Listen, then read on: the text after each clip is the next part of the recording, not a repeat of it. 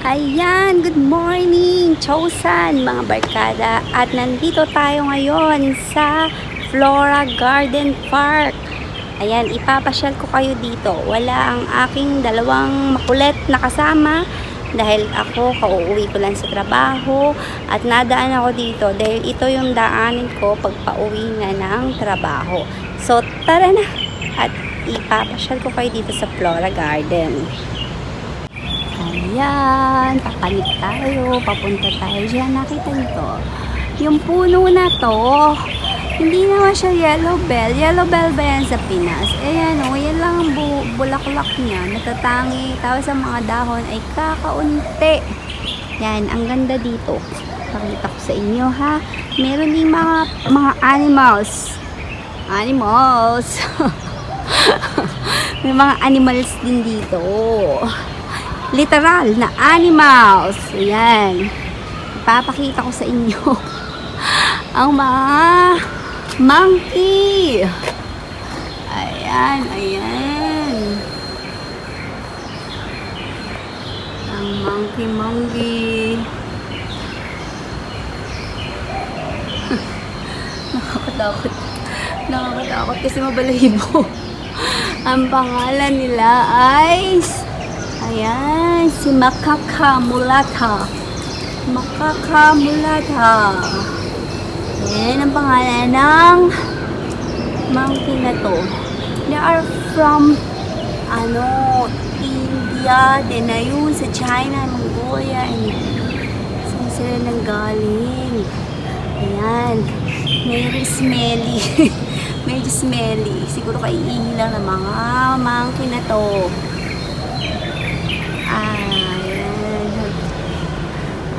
Marami sila eh. Marami. At saan tataba? Ano ba yan? Ayan. Natatakot ako kasi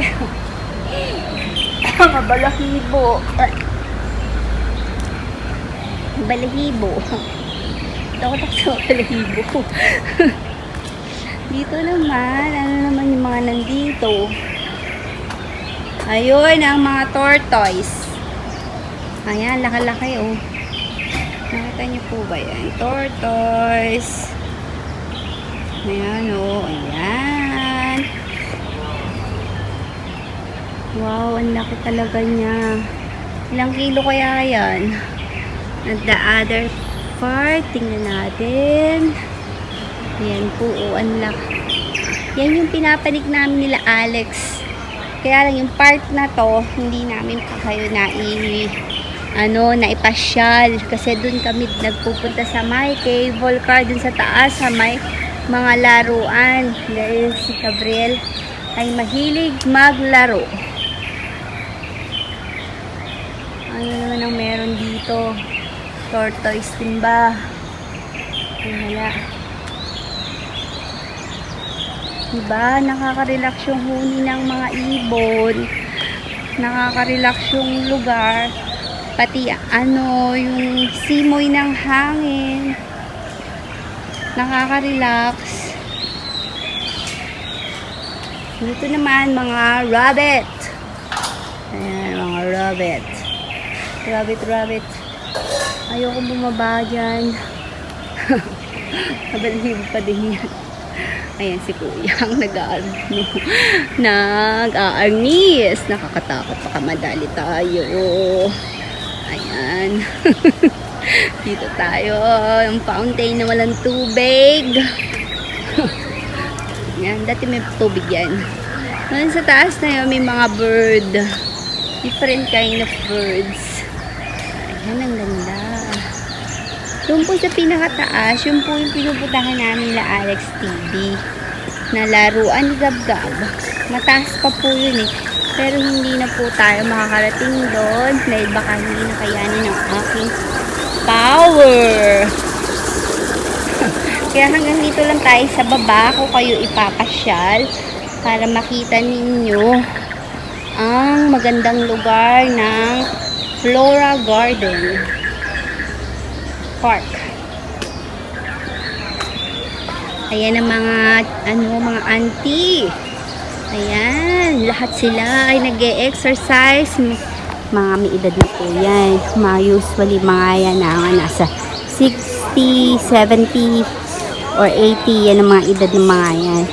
Pero walang puwang sa kanila ang hindi mag-exercise sa umaga dahil yan ang kanilang habit. Kasi nakakalakas daw po ang pag-exercise. Dito naman ay ang mga sama-sama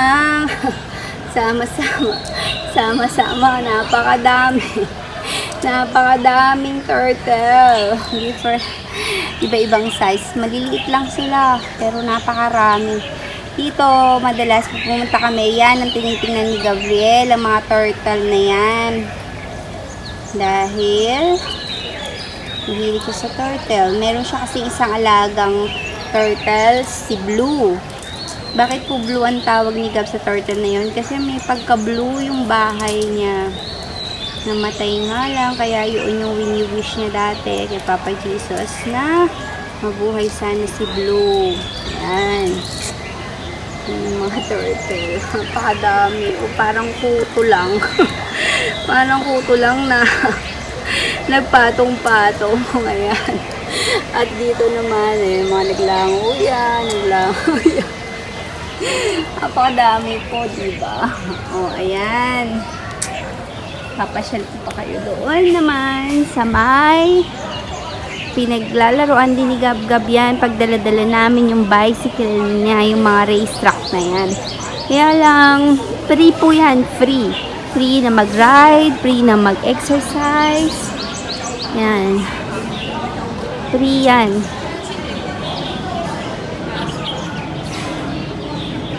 Hindi ko na kayo dadalhin dyan. Pinakita ko lang.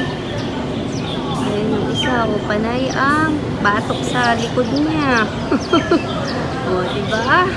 Ganyan ang kanilang pag-exercise. O, different kind of exercise. Hindi natin nila. Ewan na sa atin. Hinigil-gil ang kanyang binti. Sa ano? Sa bakal. Ganyan ang pag-exercise nila po. May kasamang pagmamaritisan nila. Diba? Saan?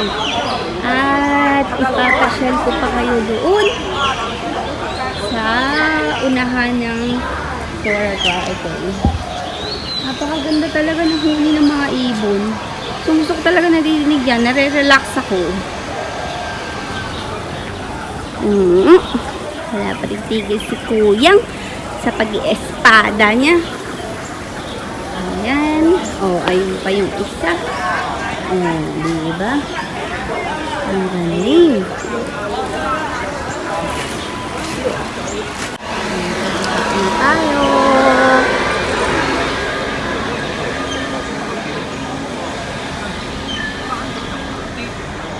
Ayan po, pababa na tayo dito. May laruan din po dito eh. Kaya minsan, pag napapagod kami at ayaw namin pumalik dun sa taas, dito ko lang namin pinaglalaro si Gab-Gab sa baba. Kasi may playground din po dito. Ito naman yung school na to. Yan yung school ng mga Portuguese. Ayan. Ano yan? Sister branch siya ng school nila Gab-Gab. Hotong din yun.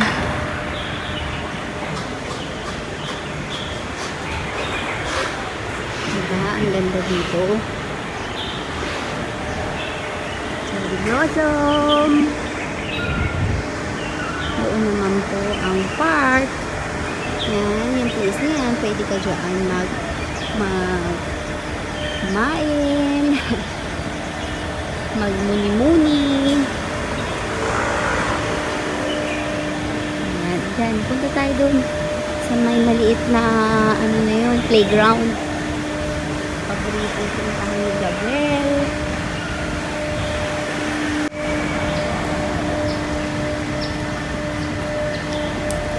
Ayan, maluwang po talaga to. Napakaluwang ng park na to. Ilang hectares to. Different kind of flowers. Pero naman ang maganda.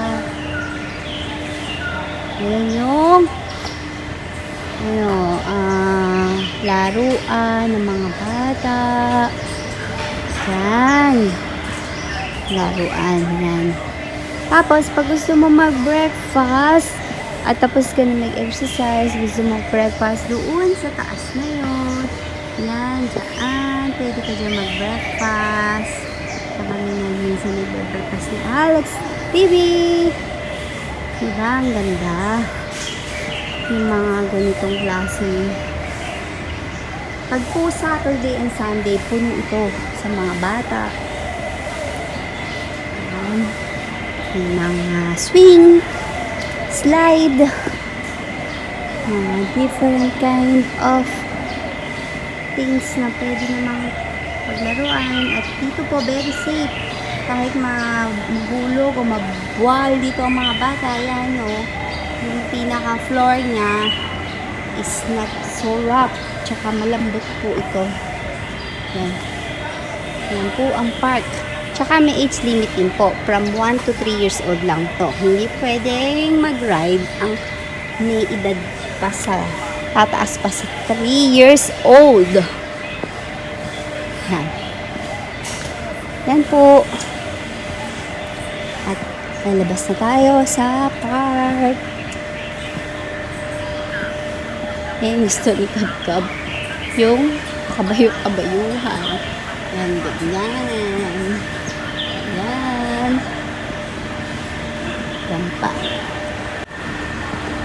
Tara, let's. Ano klaseng bulaklak to? Ang gaganda. Diba? White. Naman, kulay red. Ano ba naman yan?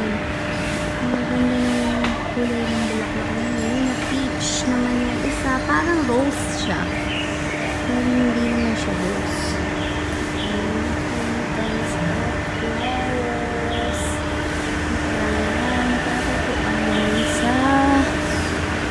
Flora Garden. Kaya po pinagin Flora Gardens kasi lots of flowers po dito.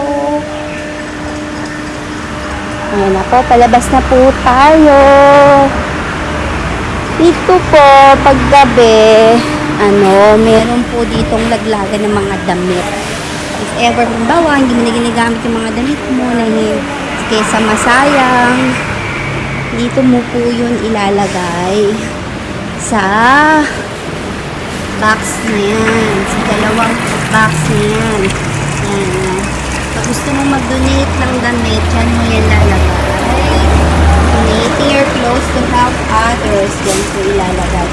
Tapos po, ibibigay po yan sa mga hospicio. Yan. Kasi, hindi po masasayang ang mga damit. Pwede po dito. Diba? Ang ganda. Ayan po, pauwi na po ako. Pero dadaan muna ako sa bangko at magbabayad ako ng meals fee ni Gabriel at saka ng aming electric bill. At hanggang dyan na lang po ang aking vlog. Maraming salamat po sa inyo lahat. At maraming salamat pa sa mga tao na susuporta po sa akin at kay Alex TV. At hanggang dyan na lang po. God bless us all. Bye-bye!